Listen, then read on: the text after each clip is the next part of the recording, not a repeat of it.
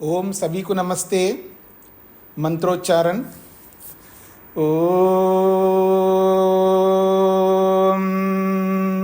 सहनाववतु सहनो भुनक्तु सह वीर्यं करवावहै तेजस्विनावधीतमस्तु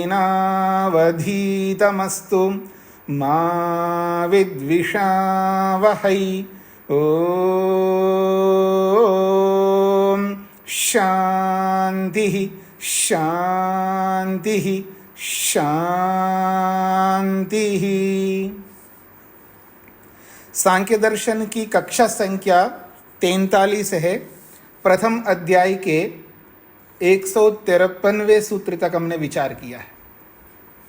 प्रसंग चल रहा है पुरुष एक है या अनेक है। पुरुष आत्मा एक है या अनेक है। प्रश्नकर्ता कहता है अनेक पुरुष नहीं होते हैं, मात्र एक ही पुरुष होता है, जो अद्वैत को सिद्ध करने वाला है। और उत्तरकर्ता सिद्धांति कहता है नहीं, पुरुष एक नहीं होता है, अनेक होते हैं। और इस बात को सिद्ध करने के लिए अनेक सूत्र प्रस्तुत किए जा रहे हैं महर्षि कपिल के द्वारा। तो पीछे ये बात कही गई है कि ये जो अनुभूति है, अनुभव, एहसास जिसको आप बोलते, फीलिंग, जो फील करता है, तो ये फील जो है इसी को चेतना कहते, इसी को चेतनत्व कहते। ये जो अनुभूति है, ये अनुभूति शब्द जो है ये चेतनत्व को खोलता है। चेतनता है क्या? तो चेतनता है अनुभूति, अनुभव। तो ये जो अनुभूति है ये आत्मा का है। यदि आत्मा एक ही है तो एक ही समय में वो एक आत्मा एक ही अनुभूति कर पाएगा। पर यहाँ अलग अलग अनुभूतियां हो रही है,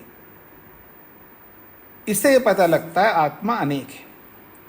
तो जब आत्मा अनेक है तो प्रश्नकर्ता अगला प्रश्न प्रस्तुत करता है, पृष्ठ संख्या 140। यदि पुरुष अनेकत्वम अस्ति तथा, यदि पुरुष अनेक है तो ये जो शास्त्र कहता है असंगो अयम पुरुषः, वाक्य को देखिएगा, असंगो अयम पुरुषः, तो अयम पुरुषः इसमें केवल एक वचन है। असंगो अयम पुरुषः, तो इस पुरुष में एक ही वचन है। कथम पुरुष एको अत्र वर्णिता। जब अनेक पुरुष है तो शास्त्र एक के रूप में वर्णन क्यों करता है? वास्तव में पुरुष एक ही है, अनेक होते नहीं है। यदि अनेक होते तो शास्त्र स्वयं कहता बहुवचन, लेकिन ये एक वचन में ही बोल रहा है शास्त्र। ये प्रश्नकर्ता का प्रश्न है। एवं तो अद्वैत श्रुति विरोध आपतति। यदि आप अनेक पुरुष मानते हो तो जो श्रुति में एक पुरुष को लेकर के बोला जा रहा, अद्वैत को लेकर के बोला जा रहा, उसमें विरोध आएगा। इसलिए अद्वैत ही ठीक है, द्वैत त्रैत आदि गलत है। यह प्रश्नकर्ता का प्रश्न है। अत्र प्रतिविधीयते। अब इसका उत्तरकर्ता खंडन करता, नहीं, अद्वैत ठीक नहीं है, पुरुष तो अनेक है। फिर ये जो शास्त्र श्रुति कह रही है कि एक ही पुरुष है, तो उसका उत्तर दे रहे हैं, न अद्वैत श्रुति विरोध जाति परत्वात्। न अद्वैत श्रुति विरोध जाति परत्वात्। अद्वैत श्रुति तो विरोधो न जायते। अद्वैत को लेकर के जो श्रुति में विरोध आप दिखा रहे हो, वो विरोधो न जायते, वो विरोध होता ही नहीं। शास्त्र ने जो भी कहा है उस वचन से कोई विरोध नहीं आएगा। यतः, क्योंकि जाति परत्वात् तत्र श्रुतौ एकत्व वर्णनम जाति परमस्ति। जो श्रुति में जो वर्णन किया है, जो एक वचन में वर्णन किया है, वो जाति परक है।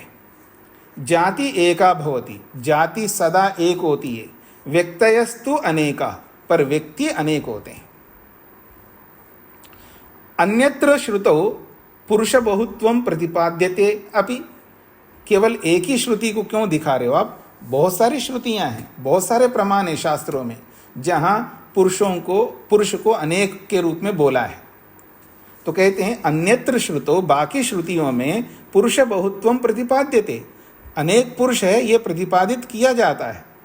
जैसे ये तद विदुः अमृता ते भवन्ति अथ इतरे दुःखम एव अपीयन्ति। कहते हैं ये तद विदु, ये जो लोग तद विदु, उस परमपिता परमात्मा को, सृष्टिकर्ता को जानते हैं, ये जो लोग तद, उसको किसको? उस परमात्मा को जो सर्वव्यापक है, सर्वज्ञ है, सृष्टिकर्ता है, तद ऐसे सृष्टिकर्ता को विदुः जानते हैं। अमृता ते भवन्ति, वो अमर हो जाते हैं, अमृतत्व को पाते हैं, आनंद को पाते हैं। अथ इतरे, बाकी जो लोग हैं, दुःखम एव अपीयन्ति, वो दुख को प्राप्त होते हैं।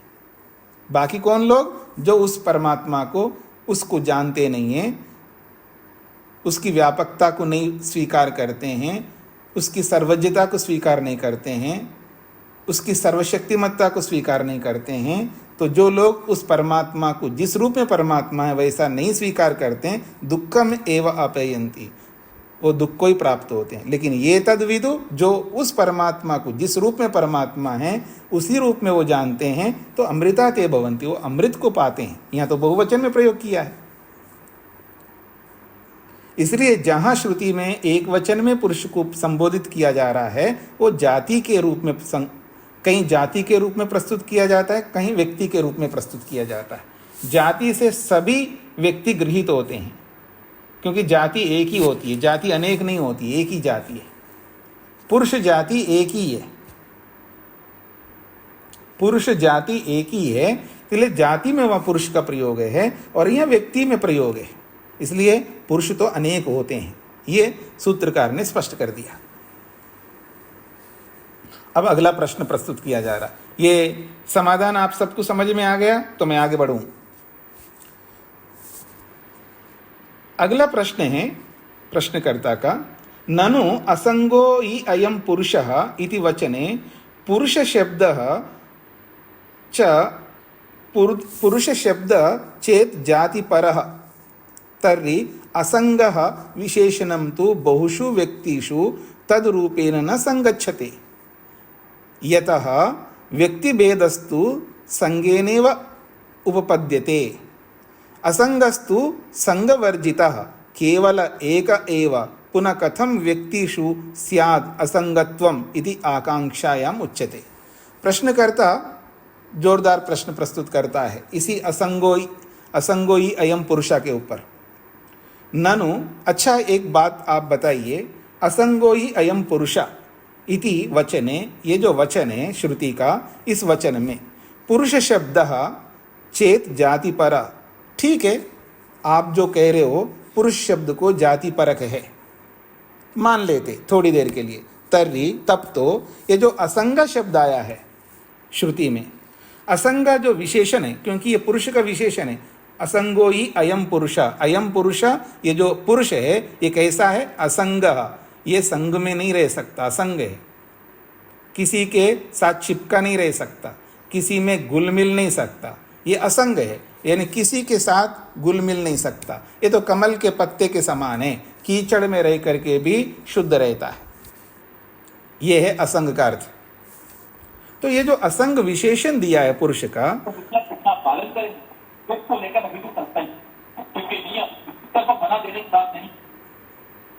जी, तो ये जो असंग जो विशेषण है, ये विशेषण जो है बहुषु व्यक्तिषु तद्रूपेण न संगच्छते। यदि आप व्यक्ति बहुत आत्माओं को मानते हैं तो बहुत सारे आत्माओं के लिए ये असंग जो विशेषण है ये तो जुड़ नहीं पाएगा। असंग शब्द तो एक ही के साथ जुड़ेगा, बहुत लोगों के साथ जुड़ेगा नहीं। और आपने पुरुष को जाति परक अर्थ करके वहाँ सब पुरुषों को ग्रहण कर लिया, लेकिन असंग जो विशेषण है वो एक ही के साथ जुड़ेगा, सबके साथ जुड़ नहीं सकता। यतः, क्योंकि व्यक्ति भेदस्तु संगेनैव उपपद्यते, व्यक्ति भेद तो संग से ही सिद्ध होता है।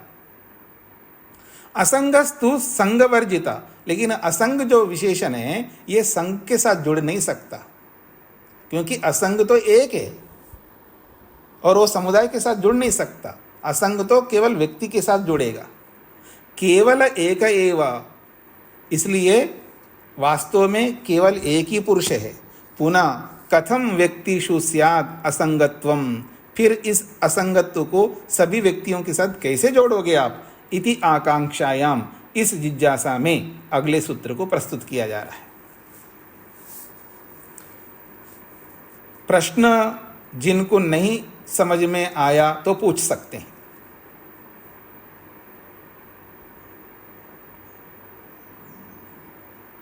समझ में आगे लगता है तो मैं आगे बढ़ता हूं।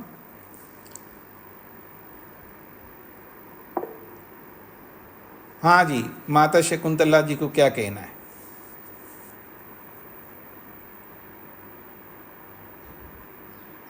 माइक खोलिएगा ना। स्वामी जी प्रणाम जी। इसी प्रश्न को जो अब पूर्व पक्षी ने किया है जी, उसको थोड़ा सा स्पष्ट कर दीजिए स्वामी।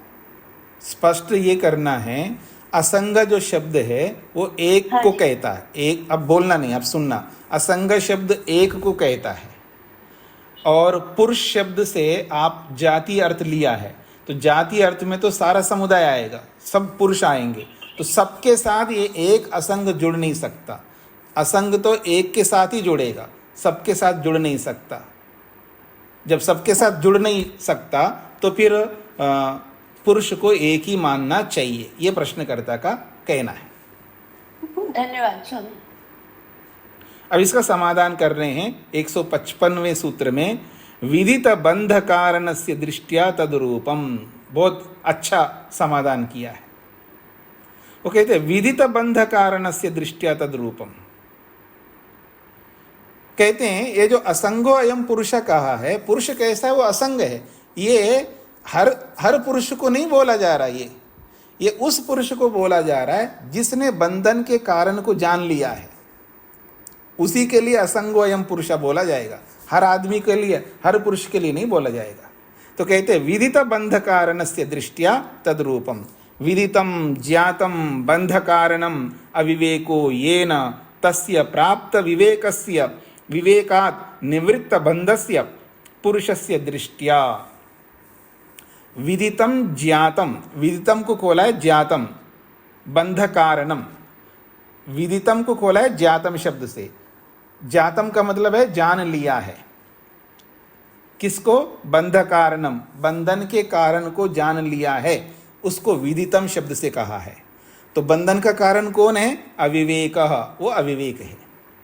बंधन का कारण अविवेक है, तो बंधन के कारण को जिसने जान लिया है, ये ना, जिस व्यक्ति के द्वारा बंधन के कारण रूपी अविवेक को जान लिया है, तस्य, उस व्यक्ति का, प्राप्त विवेकस्य, जिसने विवेक को प्राप्त कर लिया है, उस व्यक्ति को, विवेकात् निवृत्त बंधस्य पुरुषस्य, विवेक से बंधन से मुक्त व्यक्ति की दृष्टि से तद्रूपम खलु असंग रूपम असंगत्व मुक्तम।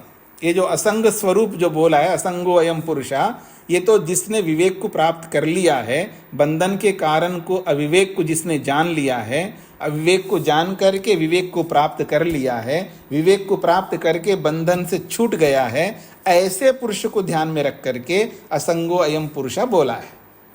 और वो एक ही होगा व्यक्ति, जिसने भी विवेक को प्राप्त कर लिया वो एक ही होगा। कोई ऐसे थोड़ा जी हाँ जी मैं पति पत्नी हूँ जी, हम साथ साथ मुक्ति में जाएंगे, साथ साथ शरीर को छोड़ देंगे, साथ साथ जो है वैराग्य को प्राप्त करेंगे, ऐसा नहीं होता। हाँ जी, आप में से जो लोग साथ साथ पढ़ रहे होंगे ना पति पत्नी के रूप में, समझ लीजिएगा मेरी बात को, साथ साथ नहीं कर सकते आप। हाँ जी, साथ साथ ध्यान करेंगे, साथ साथ जो है खाएंगे, साथ साथ टूर में जाएंगे, तो लौकिक कार्यों को आप साथ साथ कर सकते हैं, लेकिन आध्यात्मिक कार्यों को साथ साथ नहीं कर सकते, अकेले को करना होगा, अकेले को। ये समझ लीजिएगा, अकेले को ही करना है। अकेले ही आए थे, अकेले ही जाएंगे। अब ये अलग बात है, आप कहोगे जी नहीं जी ट्विंस तो एक साथ होते हैं ना, वो एक साथ नहीं होते हैं, वो आगे पीछे होते हैं। तो अकेले ही आएंगे, अकेले ही जाएंगे। तो इसलिए कहा जा रहा है जिसने बंधन के कारण रूपी अविवेक को जान लिया है और अविवेक को जान करके उस अविवेक को दूर करके विवेक को प्राप्त कर लिया है, फिर उसी विवेक से बंधन को छोड़ दिया है, उसकी दृष्टि से ही ये असंग बोला गया है। ये सबके लिए नहीं बोला जा रहा है। अतः पुरुष बहुत्वे न दोष प्रसक्ति, पुरुष को बहुत मानने में आप अब दोष नहीं दिखा सकते। ये उत्तरकर्ता ने उत्तर दिया है। अब मैं आगे बढ़ रहा हूं। आगे एक और प्रश्न प्रस्तुत किया जा रहा है, उसको संतुष्टि नहीं हो रही है। वो यही कहता है नहीं, पुरुष तो एक ही होता है जी। तो अलग अलग उपायों के द्वारा, अलग अलग समाधानों के द्वारा मन के अंदर जो क्या बोलते हैं आप, डाउट है, संशय है, उसको समूल नष्ट करना है। तो समूल नष्ट करने के लिए महर्षि कपिल ने अलग अलग सूत्रों के माध्यम से ये सिद्ध कर रहे हैं कि पुरुष एक नहीं होता, अनेक होते हैं।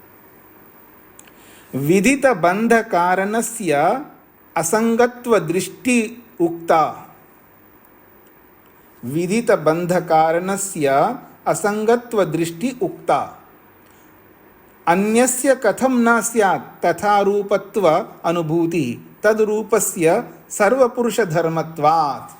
प्रश्नकर्ता भी कोई साधारण नहीं है, प्रश्नकर्ता भी बहुत अच्छी बात प्रस्तुत कर, यानी अच्छा प्रश्न प्रस्तुत करता है।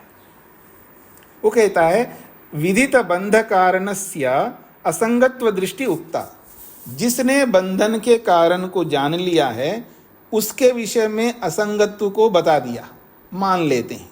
लेकिन अन्यस्य, बाकी जो नहीं जाना है, जैसे कि हमने नहीं जाना है ना, आप में से किसी ने जान लिया जी बंधन के कारण को,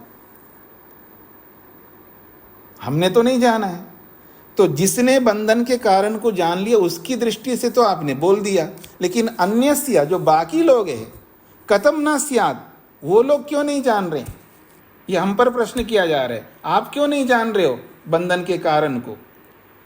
तथा रूपत्व अनुभूति, जैसी अनुभूति उस बंधन के कारण को जानने वाले को हो रहा है, वो कहता मैं असंग हूं, उसको जो अनुभूति हो रही है, तो तथा रूपत्व अनुभूति तदरूपस्य, ऐसी अनुभूति करने का सर्वपुरुष धर्मत्वाद, ये सभी पुरुषों का धर्म है।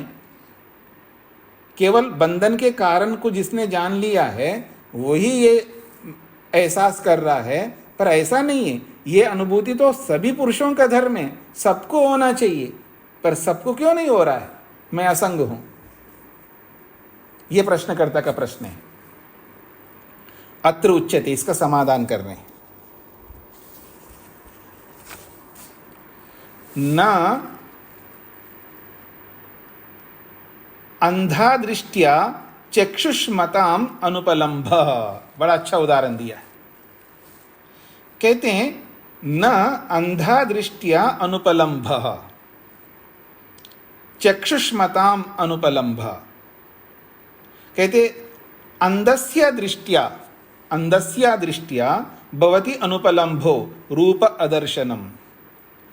अंधे की दृष्टि से अनुपलम्भ होता है। जैसे अंधा व्यक्ति रूप का दर्शन नहीं कर सकता, जब अंधा है तो रूप का दर्शन कैसे कर पाएगा? चक्षुष्मताम न नेत्रवताम न भवति, जिनका नेत्र ठीक है उनके लिए अनुपलब्धि नहीं होती है रूप की, उनको तो रूप की उपलब्धि होती है, पर रूप की अनुपलब्धि किसको हो रही है? अंधे व्यक्ति को हो रही है। तस्माद, इसीलिए विवेक नेत्रवताम लब्ध विवेकानाम भवति असंगत्व अनुभूति। यहाँ गकार छूट गया, उसको लिख लीजिएगा। सा के ऊपर बिंदी भी लगाना है, और सा के बाद जो त्वा है, सा और त्वा के बीच में जो गैप है, उस गैप में गा लिखना है और सा के ऊपर बिंदी लगाना है। तो क्या होगा? तस्मात्, इसीलिए विवेक नेत्रवताम लब्ध विवेकानाम भवति, जो विवेक रूपी नेत्रों से युक्त है, जिसने लब्ध विवेकानाम, जिसने विवेक को प्राप्त किया है, उस व्यक्ति के ही असंगत्व अनुभूति, उसी व्यक्ति को असंगत्व की अनुभूति होती है। न तद रहिता नाम, जो विवेक नेत्रों वाला नहीं है। हाँ जी, अभी आपको शिव बना दूं मैं। शिव जी का तीसरा नेत्र होता है जी। शिव जी के बारे में एक बहुत बड़ी प्रसिद्धि है कि उनका एक तीसरा नेत्र होता है, वो हमेशा नहीं खुलता है। आप उनको परेशान करो शिव जी को, या उनके आदेशों का पालन नहीं करो, उनकी आज्ञाओं का पालन नहीं करो, वो जैसा कहते हैं वैसा ना चलो, तो उनका तीसरा नेत्र खुलेगा। तो ये एक प्रसिद्धि है लोक में, शिव जी का एक तीसरा नेत्र। तो ये तीसरा नेत्र क्या है? विवेक है। तीसरा नेत्र जो है विवेक है। और एक वो तीसरा नेत्र कहाँ होता है जी शिव जी का? शिव जी को तीसरा नेत्र कहाँ होता है? यहाँ पर मस्तक में होता है, भ्रिकुटी के मध्य में होता है। अभी इस दर्शन के बाद आप लोग वैशेषिक दर्शन पढ़ेंगे, फिर वैशेषिक दर्शन के बाद जब न्याय दर्शन पढ़ेंगे ना, वहाँ एक और नेत्रों वाला आएगा, और उसका जो तीसरा नेत्र है उसके पाँव में होता है। उसका जो तीसरा नेत्र है उसके पाँव में होता है। अब वो पाँव में जिसका नेत्र होता है उसकी चर्चा तो वहीं करूँगा न्याय दर्शन में। तो ये जो तीसरा नेत्र है, आपका तीसरा नेत्र, मेरा, हम सब का तीसरा नेत्र कब खुलेगा जी? वो तीसरा नेत्र कौन है? विवेक नेत्र, विवेक रूपी नेत्र, वैराग्य रूपी नेत्र ही तीसरा नेत्र है। तो कह रहे हैं विवेक रूपी जो नेत्र है, जिसके पास विवेक रूपी नेत्र है, उसी को विवेक प्राप्त होता है, और उसी व्यक्ति को एहसास होता है, अनुभूति होती है, मैं असंग हूं। न तद रहिता नाम, उस विवेक रहित, वैराग्य रहित लोगों को ये असंग वाली अनुभूति नहीं होती है। अतः इसलिए पुरुष बहुत्वम निरवध्यम, पुरुष अनेक है, ये निर्बाध सिद्ध होता है। पूर्वम च इदम च सूत्रम विज्ञान भिक्षु भाष्ये अन्यथा व्याख्यातम। कहते हैं भाष्यकार, पूर्वम च इदम च सूत्रम, अर्थात 155वां सूत्र और इस 156वां सूत्र, इन दोनों सूत्रों को विज्ञान भिक्षुकार ने कुछ और ही अर्थ किया है, वो उचित नहीं है, ऐसा कहना चाहते हैं।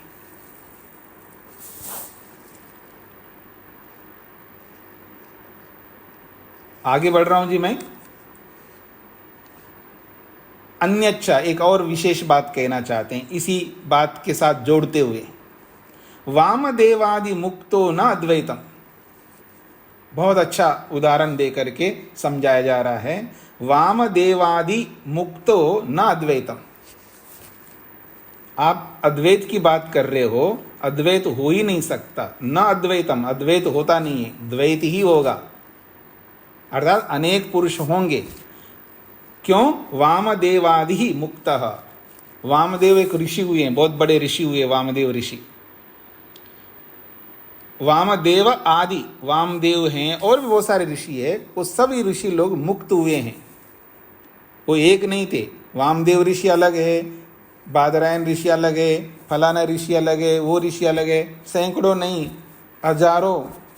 हजारों ऋषि, और कहूँ हजारों ऋषि, एक साथ हजारों ऋषि होते थे, हजारों। आप देखिए, कल्पना करके देखिएगा, आज वर्तमान में एक ऋषि नहीं हमारे पास। महर्षि पतंजलि ने व्याकरण के ऊपर बहुत बड़ा भाष्य लिखा, जिसको महाभाष्य कहते हैं। व्याकरण का बहुत बड़ा ग्रंथ है, व्याकरण का बहुत बड़ा ग्रंथ है, उसको महाभाष्य कहते हैं। उस महाभाष्य में महर्षि पतंजलि लिखते हैं, एक समय ऐसा था, उस समय में 88,000 ऋषि हुए हैं, 88,000। और उन 88,000 में से केवल याद नहीं आ रहा, 6 या 8 लोग गृहस्थ में गए, सब आजीवन ब्रह्मचारी रहे। तो एक ऐसा भी दौर था जहाँ हजारों ऋषि होते थे। तो वामदेव आदि बहुत सारे ऋषि मुक्त हो गए। तो आप अद्वैत नहीं कह सकते, ना अद्वैतम, अद्वैत होता ही नहीं, ये सूत्रकार कहना चाह रहे हैं। वामदेवादि मुक्त, वामदेव शुक भरत मुक्त, वामदेव है, शुक है, भरत है, ऐसे बहुत सारे ऋषि हुए हैं, ये सब मुक्त हुए हैं। इसलिए अद्वैतम ना ही अद्वैतम, अद्वैत नहीं हो सकता।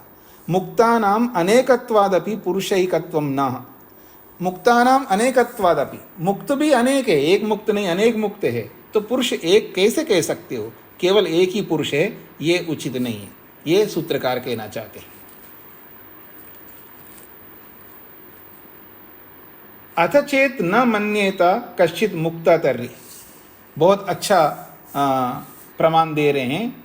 अथ चेत न मन्येत, यदि कोई ये ना माने, कश्चित मुक्ता, कोई मुक्त होता है, कोई मुक्त हुआ है, अगर कोई ना माने, अथ चेत न मन्येत, यदि कोई ये मानने को तैयार ना हो कि कश्चित मुक्ता, कोई मुक्त है, किसी की मुक्ति हुई है, जैसे हम लोग मानते हैं ना बहुत सारे ऋषि हुए वो मुक्त हुए हैं, अगर कोई कहे कोई मुक्त हुआ ही नहीं है, अगर ऐसा कोई कहे तो कह रहे हैं अनादावद्य यावद, अनाद्यावद्य यावद अभावाद भविष्यद अप्येव।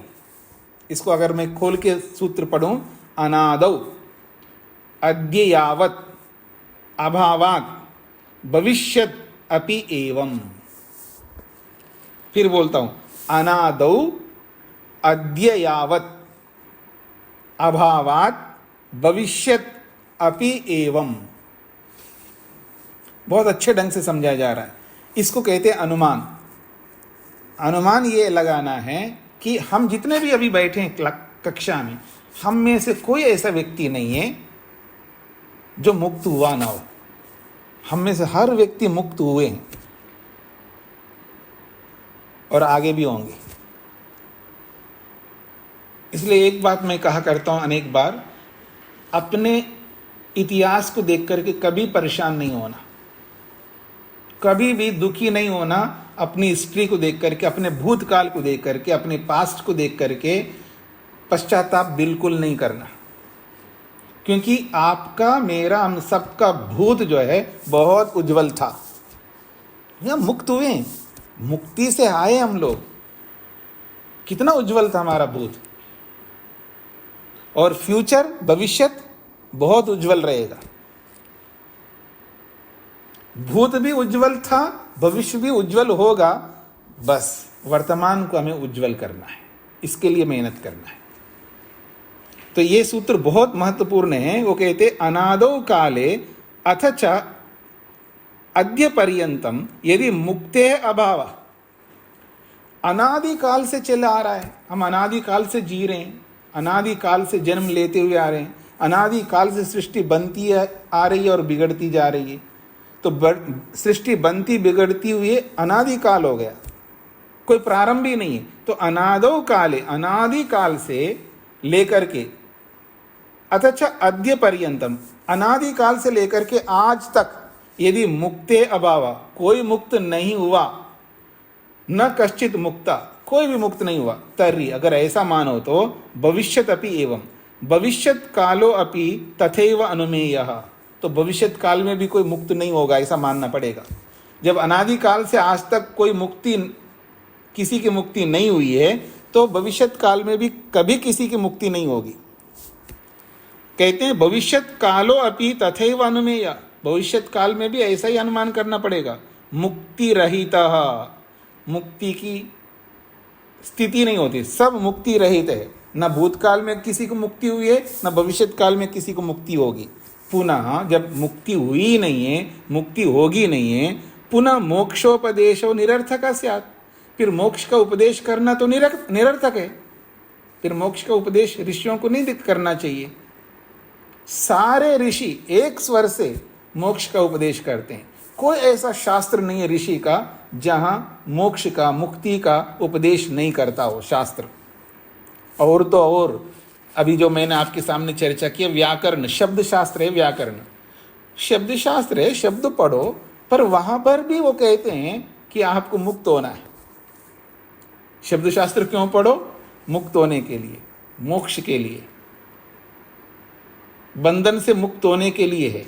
ऋषि का कोई भी शास्त्र हो, चाहे वो शब्द शास्त्र हो, चाहे वो नाट्य शास्त्र हो, चाहे वो गान शास्त्र हो, जैसे सामवेद है ना, सामवेद में गान विद्या है, गंधर्व वेद है, उपवेद, सामवेद का उपवेद गंधर्व वेद है, जिसमें नाचना गाना ये सब होता है। कभी ये मत सोचना नाच गान गलत है।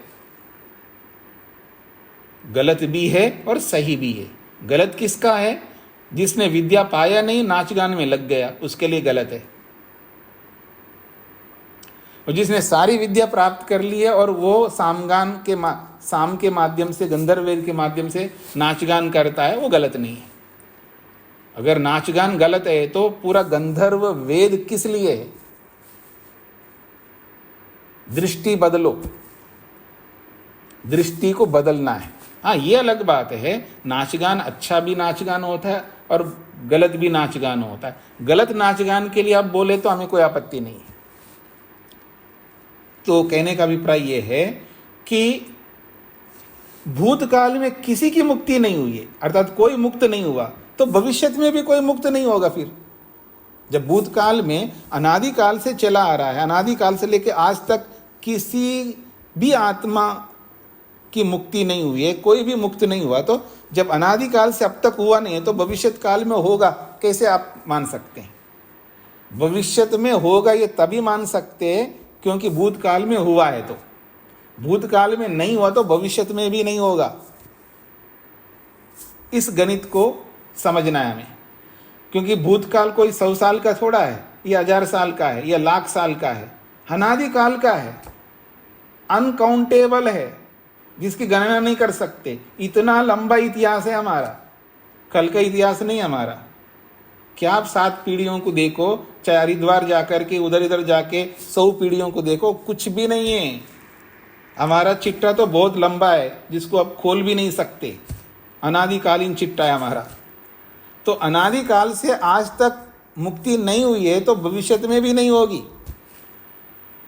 जब न भूत में हुई मुक्ति न भविष्य में होगी मुक्ति, तो फिर शास्त्र क्यों मोक्ष का उपदेश करता है? और वो मोक्ष का उपदेश करने वाले कौन है? ऋषि लोग। चलो मैं गलत उपदेश कर सकता हूं, लेकिन ऋषि तो नहीं कर सकता गलत। वो क्यों बोलता है मोक्ष का उपदेश करता है? और ऋषि भी क्या, वेद क्यों उपदेश करता है? तमेव विदित्वाति मृत्युमेति, कितने कितने मंत्र है जो मोक्ष को प्राप्त करने के लिए। अविद्यया मृत्युम तीर्त्वा विद्यया अमृतम अश्नुते, पता नहीं कितने मंत्र हैं ऐसे। फिर न तो वेद को मोक्ष को उपदेश करना चाहिए, न ऋषियों को उपदेश करना चाहिए। इसका अर्थ ये है कि मुक्त होता है, मुक्त हुए हैं और भविष्य में भी होंगे। बस वर्तमान में हमको प्रयास करना है, वर्तमान में भी हमें मुक्त होना है। ये हमें समझना है, वर्तमान में भी हमें मुक्त होना, जीते जी जीवन मुक्त भी होना है। ये बहुत बड़ी बात है। आगे बढ़ता हूं जी। ननु, अब एक प्रश्न किया जा रहा है। ननु पुरुष बहुत्व स्वीकारे अपि मुक्त बहुत्वात् स्यात् संसारस्य उच्छेदः आदि सर्गतो अद्य यावत् क्रमेण सर्वेषां मुक्तत्वात् अत्र उच्यते। ये भी समझने योग्य बातें हैं। बहुत सारे लोग ये मानते हैं, पंडित विद्वान शास्त्रों को लिखने वाले, एक बहुत लंबी परंपरा है, वो ये भी मानते हैं कि न पुनरावर्तते, एक बार मुक्ति में जाएंगे तो दोबारा लौट करके नहीं आएगा। अधिकांश बड़े बड़े विद्वान ये मानते हैं मुक्ति से लौटना नहीं होता, मुक्ति से लौट करके नहीं आते हैं। बस एक बार मुक्ति हो गई, फिर लौट के नहीं आएगा, क्योंकि वो प्रमाण ये देते हैं शास्त्र का, श्रुति का, ना पुनरावर्तते, अर्थात लौट करके नहीं आएगा, ये प्रमाण देते हैं। अब ना पुनरावर्तते का क्या अर्थ लेना चाहिए ये समझ में नहीं आता उनको। वो अभिधा अर्थ ही लेते उसका। उनको ये समझना होता है किसी शास्त्र को पढ़ने का मतलब कोई शास्त्र पढ़ना है और उस शास्त्र को समझना इतना आसान नहीं है। किसी शास्त्र को पढ़ करके समझना इतना आसान नहीं है, क्योंकि वो एक शास्त्र नहीं है, वो एक शास्त्र अनेक शास्त्रों के साथ जुड़ा हुआ है। एक साइकिल की तरह, एक क्या कहते हैं, लोहे की कड़ियाँ होती है ना, एक कड़ी, दूसरी कड़ी, तीसरी कड़ी, एक एक कड़ी अलग अलग, मतलब चेन होता है ना, चेन में बहुत सारी कड़ियाँ होती हैं, एक को पकड़ो तो सारी कड़ियाँ जो है जुड़ी हुई रहती हैं। तो ऐसे सारे शास्त्र एक दूसरे के साथ जुड़े हुए रहते हैं। इसलिए किसी शास्त्र को समझना इतना आसान नहीं है। इसलिए ऋषि लोग कहते हैं एक आध शास्त्र समझ करके इतने अहंकार में मत रहना। हमें बहुत सारे शास्त्र पढ़ने हैं, हमारा जीवन ही इसी के लिए, हम पैदा हुए ही विद्या ग्रहण करने के लिए। इसलिए कभी मत सोचना कि मैं बूढ़ी हो गई हूँ, मैं बूढ़ा हो गया हूँ, अब क्या, अब आंखें काम में, आंखें दिखती नहीं है जी, अब ये नहीं जी, ये सब चीज़ों से ऊपर उठ जाइए। ये सब कोई कारण नहीं है। आंखों से दिखाई नहीं देता है ना, कान से तो सुन सकते हो, सुन करके पढ़ो। पढ़ने के दो उपाय, मैं अनेक बार बोलता हूँ, पढ़ने के दो उपाय, एक उपाय है आंखों से पढ़ने का और एक उपाय है कानों से सुन करके पढ़ना। इसको कहते हैं दृश्य काव्य और श्रव्य काव्य। वेद पढ़ने के दो माध्यम है, देख करके पढ़ो वेद या सुन करके पढ़ो। तो कोई चिंता नहीं करो, अगर किसी के कान नहीं है ना, समझ लेना वो देख करके सीखे, देख करके पढ़े, और जो जिसकी आंखें नहीं है ना वो सुन करके पढ़े। विद्या ग्रहण करना हमारा जन्म सिद्ध अधिकार है। हम सबको विद्या प्राप्त करनी है, और जिस दिन, मतलब जिस समय मरना है ना, 1 घंटे के बाद मेरे को मरना है, तो तब भी पढ़ना है, पढ़ करके मरेंगे, पढ़ते पढ़ते मर जाएंगे, ताकि जन्म होते ही, बचपन से ही ये सारी विद्या आ जाए हमको आसानी से।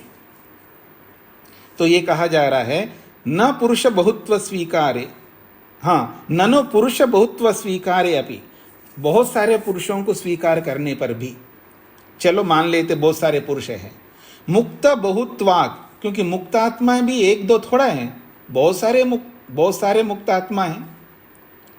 मुक्त बहुत्वात् स्यात् संसार से उच्छेदा, हाँ जी, देखा तो पुष्पलता जी मुक्ति में चली गई, तेज नारायण जी भी चले गए, एक एक करके सब मुक्ति में जा रहे हैं, हमारी संख्या घटती जा रही है। अभी 122 है दिखाई दे रहा है, तो एक एक करके मुक्ति में चले जाए, आखिर आगे जा कर के तो 122 के 121 हो गया। अभी देखो 122 देख रहा था, अब 121 हो गया, इतना तुरंत जा रहा है। तो ऐसे एक एक संख्या घटती जाए, घटती जाए, घटती जाए, मैं अकेला ही बचूंगा फिर, और मैं भी चला जाऊंगा तो फिर कोई नहीं बचेगा। तो कहते हैं मुक्त बहुत्वाद, मुक्त आत्मा तो बहुत हैं, तो एक एक करके सारे मुक्ति में जा रहे हैं, तो संसार से उच्छेद, संसार का तो उच्छेद हो जाएगा, संसार तो कोई मतलब ही नहीं, संसार बनेगा नहीं। संसार बनता है आत्मा के लिए, जब आत्मा ही नहीं है, सब मुक्ति में गए, तो संसार कहाँ से बढ़ेगा। जब एक एक करके सारे मुक्ति में चले जाए तो आत्माएं तो है ही नहीं है, तो संसार बनेगा किसके लिए। तो संसार का ही उच्छेद होगा, यानी संसार बनेगा ही नहीं, सृष्टि बन ही नहीं सकती। इसलिए कह रहे आदि सर्गता अद्यावत, आदि काल से लेकर के आज तक न जाने कितने आत्मा हैं जो मुक्ति में जाते जा रहे हैं।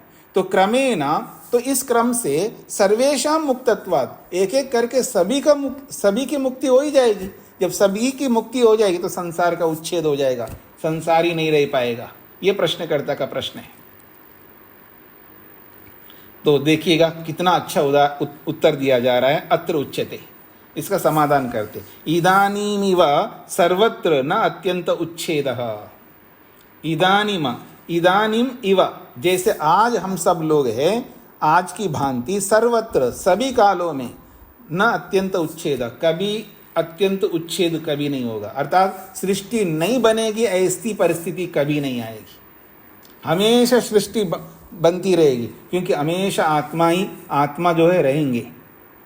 तो एक एक करके जाएंगे तो आत्मा कैसे रहेंगे सब, क्योंकि दोबारा लौट के तो आना नहीं है, एक एक करके जा रहे। हाँ जी, किनका नाम लूं?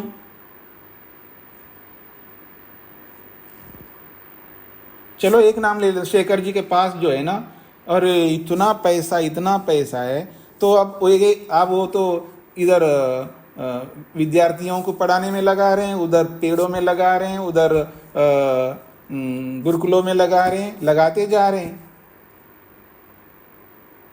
लगाते जा रहे हैं तो आवक नहीं है, जावक है, आ तो नहीं रहा है, जा तो रहा है, तो जाते जाते आज इतना पैसा है, कल को तो रोड पे आ जाएंगे, पैसे ही नहीं बचेगा। तो ऐसे ही जब एक एक करके सारे मुक्ति में जा रहे हैं तो आत्मा रहेगा कैसे? जब आत्मा नहीं रहेगा तो संसार का उच्छेद होगा। तो कह रहे हैं नहीं, संसार का उच्छेद नहीं होगा। क्यों नहीं होगा? क्योंकि जो मुक्ति में जा रहे हैं ना वो लौट के आएंगे। ये अलग बात है, मुक्ति में लंबे काल तक रहेंगे। जैसा कि शास्त्रों के अनुसार हम लोग बोलते 31 नील 10 खरब 40 अरब वर्ष तक मुक्ति में रहे, वापस आएंगे। तो अनादि काल से मुक्ति में जा रहे हैं और अनादि काल से जा रहे हैं, तो ये समय जैसे जैसे जिसका समाप्त होता जाएगा वो लौट के आते जाएंगे। आजकल जो है ना मुक्ति में नहीं जा पा रही, इसलिए आबादी बढ़ती जा रही है। ये तो हम ही को करना पड़ेगा जल्दी, कुछ तो संख्या कम हो जाए। हमारे 100-150 में से जो है 50 लोग भी मुक्ति में चले जाए ना तो अच्छा है। कुछ तो संख्या कम करेंगे। और ये इतने लोग पैदा करते जा रहे हैं, मेरे अकेले से मैं अकेला पैदा ना करूं तो क्या होगा? मैं भी पैदा करता हूं। अरे आप अकेले भी नहीं पैदा करो तो आप भी एक कारण बनेंगे आबादी को घटाने का।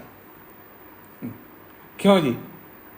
ये तो पैदा करना ही चाह रहे। पैदा करने की जरूरत नहीं है, जो पैदा हुए उनको ले आओ ना।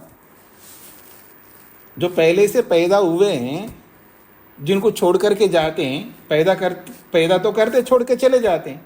ऐसे तो बहुत बच्चे मिलेंगे आपको। खुद पैदा मत करना, कोई बात नहीं, जो पहले से पैदा हुए उनको ले आना। किसी को भी पुत्र बना सकते हो ना। मैं आपको बता दूं, जो ऋषि परंपरा रही ना, इनमें गोत्र चलते हैं। ऋषियों के बहुत सारे पुत्र थे, वो सब विद्यापुत्र हैं। विद्यापुत्र, तो आप विद्यापुत्र बनो या आप धनपुत्र बनो, चाहे आप जमीन पुत्र बनो, कुछ भी बनो। आप जमीन दे करके पुत्र लाओ, पैसा दे करके पुत्र लाओ, विद्या दे करके पुत्र लाओ। मेरे पुत्र तो बहुत हैं।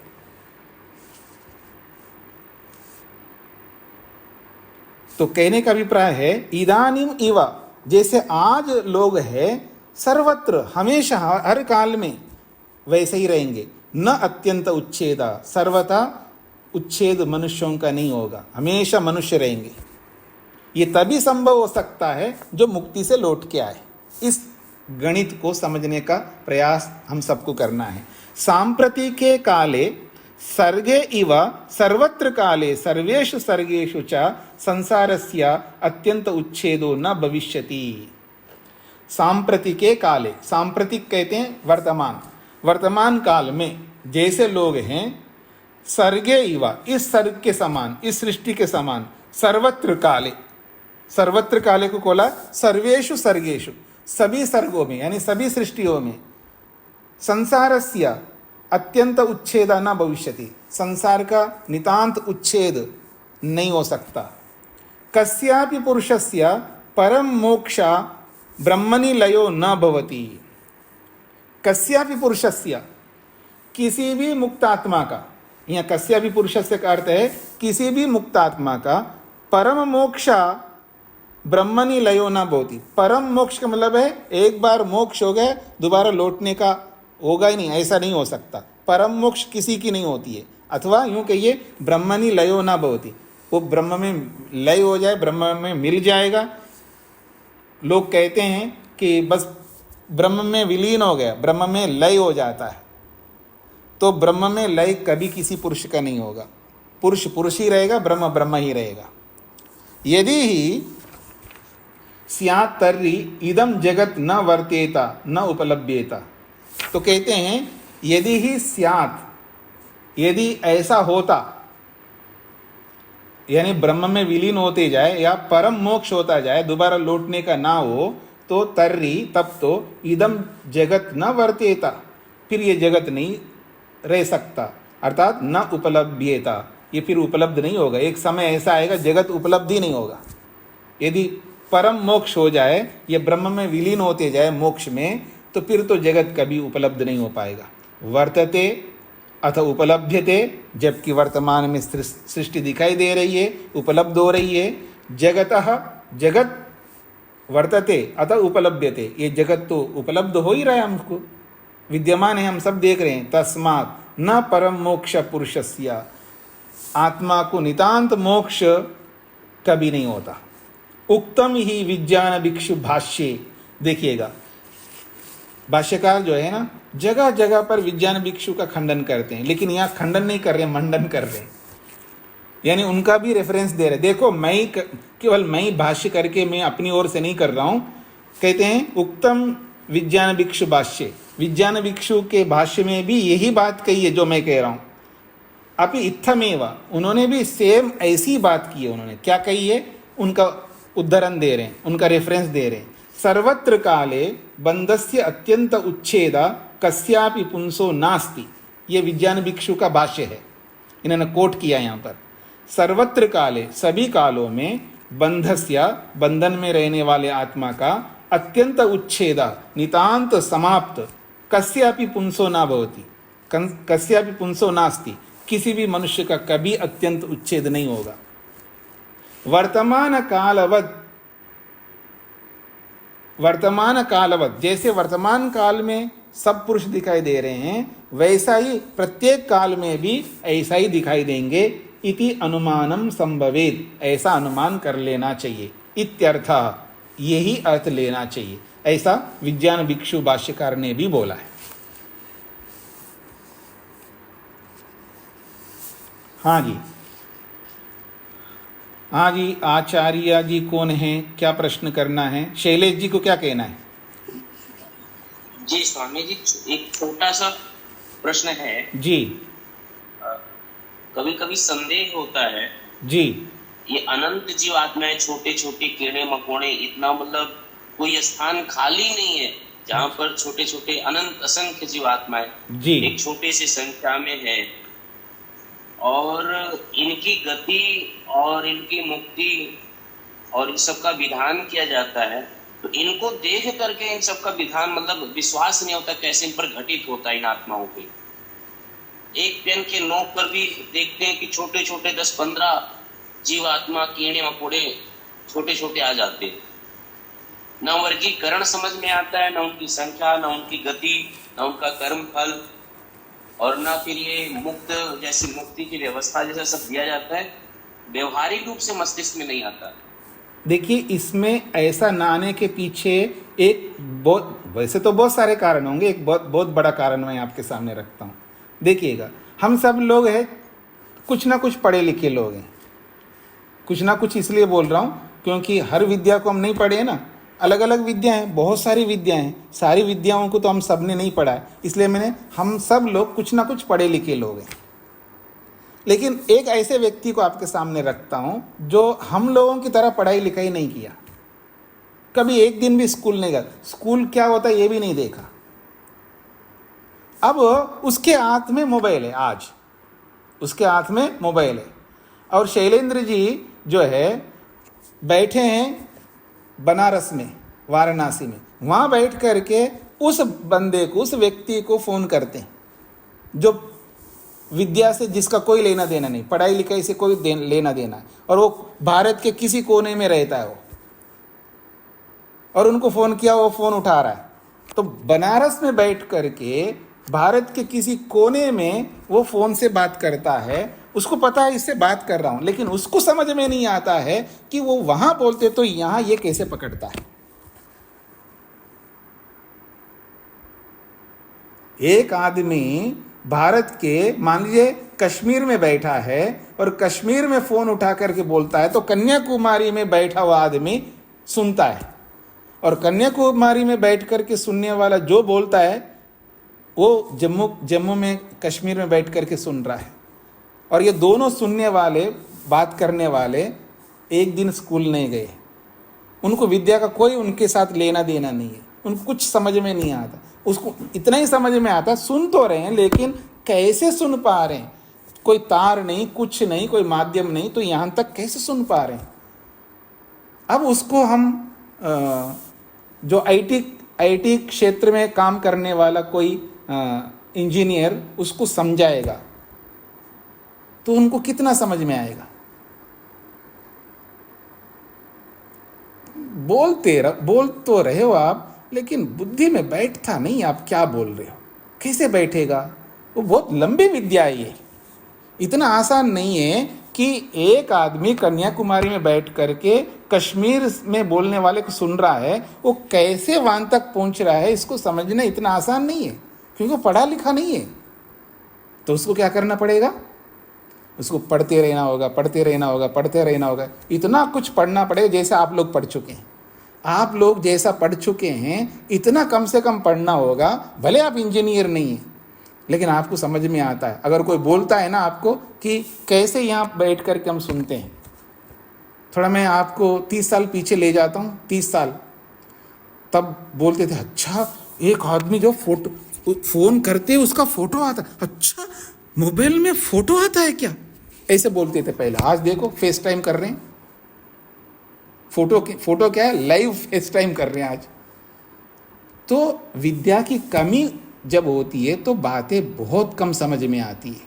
जब विद्या जब बढ़ती जाएगी, यही बातें हमको बहुत आसानी से समझ में आएंगी। हाँ जी आचार्य जी, समझ में आ गए जी? स्वामी जी, ये बात तो समझ में आ रहा है, बहुत दिनों से हम लोग लगे हैं जी। स्वामी विवेकानंद जी से पूछते हैं तो भी कहते हैं कि हाँ ये शास्त्र पढ़ा, तो बोलिए नहीं पढ़े तो कहते हैं पढ़िए। और जब कोई शास्त्र पढ़े हैं तो बोलते हैं हाँ 1-2 बार पढ़े हैं स्वामी जी, जी तो कहते हैं देखो इसको हम 100 बार पढ़े हैं, आप 100 बार पढ़िए फिर आपको समझ में आएगा। जी जी, ऐसा है। ऐसे करके न्याय दर्शन कितनी बार पढ़े, तो बोलिए 1 बार पढ़े, तो कहते हैं नहीं हम इसको लगभग 100 बार पढ़े, आप 100 बार पढ़ेंगे फिर समझ में आपको आएगा। उसका तात्पर्य ये मैं बता दूं, वो होता क्या है, हम पढ़ते तो बहुत हैं लेकिन उसको अप्लाई नहीं करते हैं। उनका कहने का तात्पर्य ये है कि हमने 100 बार पढ़ा है तो आप भी 100 बार ही पढ़ना पड़ेगा तभी समझ में आएगा, ये उनका तात्पर्य नहीं है। उसका तात्पर्य ये है कि उसको अप्लाई करिए। तो अप्लाई करते हो 100 बार पढ़ना जैसा है, क्योंकि हम अप्लाई नहीं करते हैं। पढ़ते तो बहुत हैं, सुनते तो बहुत हैं, लेकिन उसको हम प्रैक्टिकल में नहीं लाते, प्रैक्टिकेबल नहीं बनाते।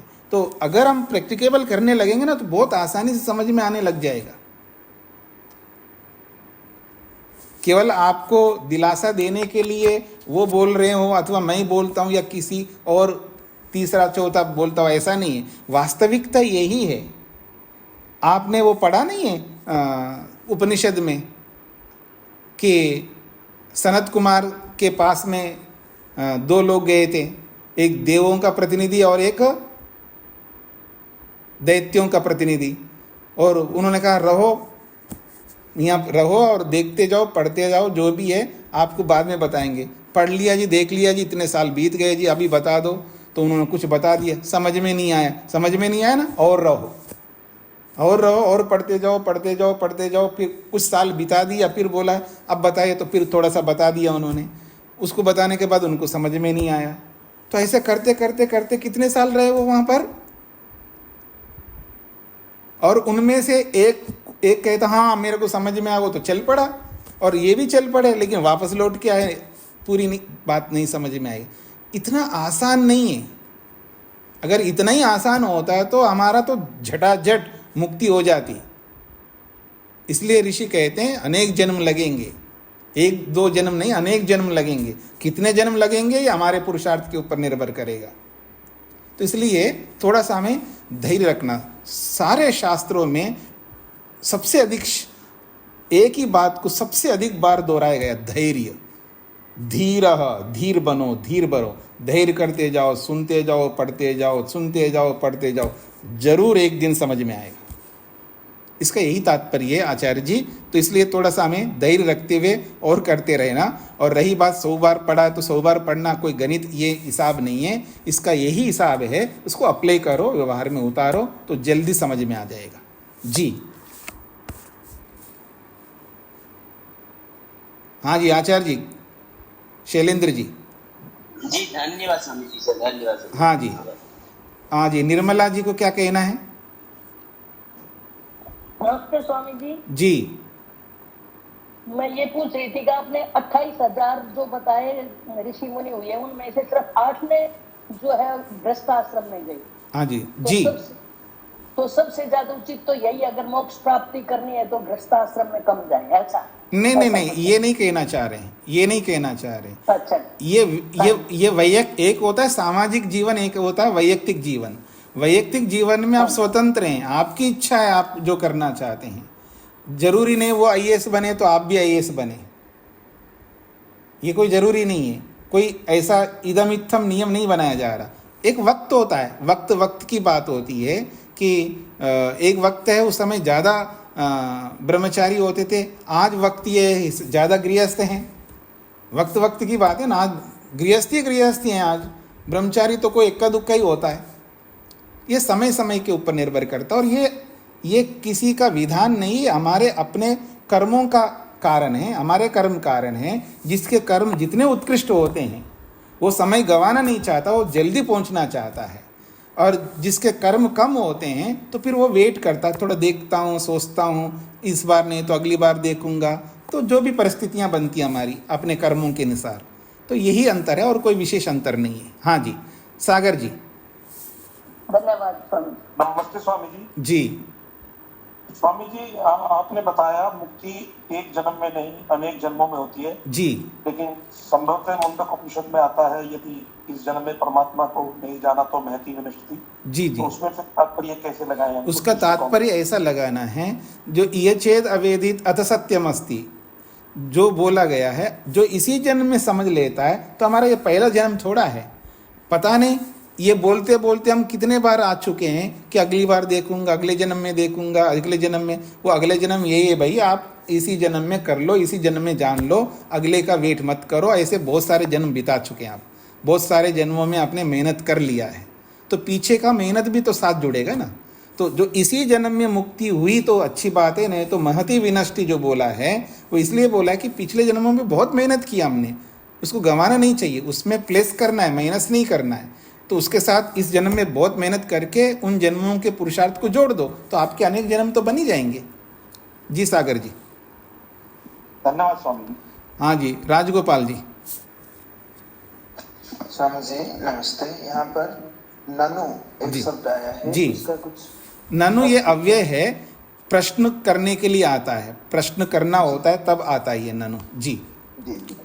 अच्छा, यहाँ जो नांधा दृष्टिया जी, है, हाँ जी, इसको नांधा दृष्टिया नहीं, ना को अलग करना है और अंधा दृष्टिया अलग करना है। ना अलग है, ना जो है निषेध करता है ना, न अंधा दृष्टिया चक्षुष्मताम अनुपलम्भ।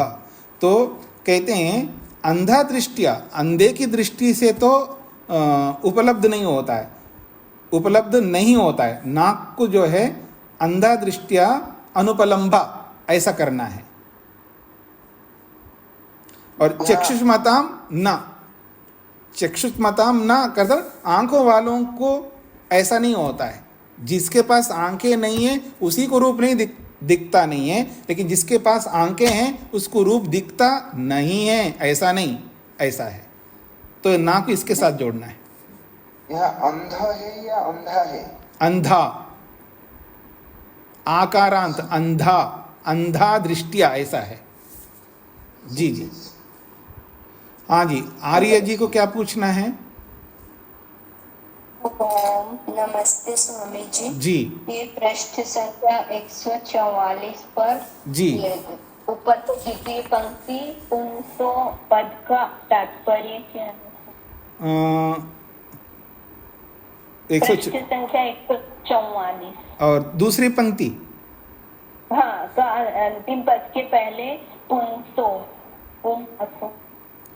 पुंसा, पुंसा का मतलब पुरुष को कहते, पुंसः कस्यापि पुंसः नास्ति। ये संधि कारण से पुंसो हो गया है, संधि हटा देंगे तो पुंसः विसर्ग आ जाएगा।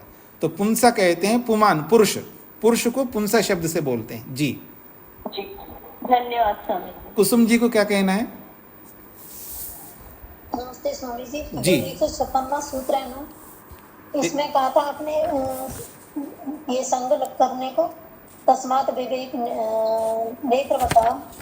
हाँ जी, हाँ जी, ये जो लिखा है ना वह मिसप्रिंट है।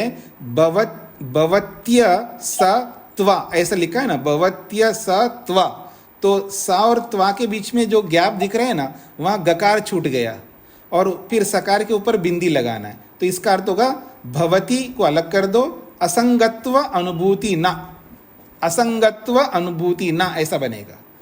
अर्थात जिस विवेक नेत्र वाले को असंगत्व की अनुभूति होती है पर न तद रहिता नाम, और जो विवेक से रहित लोग हैं उनको असंगत्व की अनुभूति नहीं होती है। जी जी स्वामी जी, धन्यवाद। इसको यहीं पर विराम देता हूँ। कल अवकाश रहेगा, अमावस्या है। हाँ, एक बात और कहनी है मेरे को कि ऐसा है कि आप सभी से मेरा ये आग्रह कह लीजिएगा, क्या कहना चाहिए, आप सब लोगों में से कुछ लोगों का सहयोग प्राप्त होता है और आपका दिया हुआ सहयोग जो है वैयक्तिक रूप से मैं प्रयोग नहीं लेता, उसका प्रयोग सभी ब्रह्मचारियों, सन्यासियों और ऐसे परोपकार में 100%, 100% आपका दिया हुआ सहयोग जो है दूसरों को ही प्राप्त होता है। वो केवल माध्यम में बन रहा हूँ। तो आप लोगों से आग्रह है कि आप लोग सहयोग करते रहिए, जिससे कि बाकी ब्रह्मचारी आदि लोगों को सहयोग मिल सके, उनकी विद्या में कोई बाधा ना आए। अगर आप लोग सहयोग नहीं करेंगे ना, तो मेरे को ये करना होगा, फिर मेरे को बाहर निकलना होगा। मैं प्रचार बंद कर चुका हूँ, बाहर घूमना प्रचार करना, उससे भी पैसा आता है तो लगाता था। अब वो प्रचार करना बंद कर दिया, पढ़ाना शुरू कर दिया। तो पढ़ा रहा हूँ तो एक जगह ही बैठना पड़ेगा, कभी कभी बीच में जाना पड़ता है, वो एक अलग बात है। निरंतर जा नहीं सकता, निरंतर जाऊँगा तो मैं पढ़ा नहीं सकता। तो इसलिए मैं यहाँ बैठा हूँ, तो आप सबका सहयोग आना चाहिए। कुछ लोगों का सहयोग आता है, लेकिन आप सबका जब सहयोग आ जाएगा तो सभी ब्रह्मचारियों का उद्धार होगा। और इसका मैं गारंटी दे सकता हूँ कि आपका दिया हुआ पूरा सदुपयोग दूसरों के लिए ही होगा। उसका प्रयोग मैं वैयक्तिक रूप से प्रयोग नहीं करता हूँ। जितना भी मेरे को मिलता है 100% दूसरों में ही लगता है, मैं अपने पास नहीं रखता। इसलिए आप सबसे आग्रह है कि आप लोग हर महीने अपने सामर्थ्य के अनुसार कुछ ना कुछ सहयोग हर व्यक्ति को भेजना चाहिए। बस इतना मेरे को कहना था। स्वामी जी, अब ये बैंक विवरण नहीं है अभी, तो मैं तो अभी जुड़, लेकिन बैंक विवरण जी, जो मैं वो भेज दूंगा, योगेश जी आपको दे देंगे। जी जी, ठीक है, धन्यवाद। ओम शांति शांति शांति।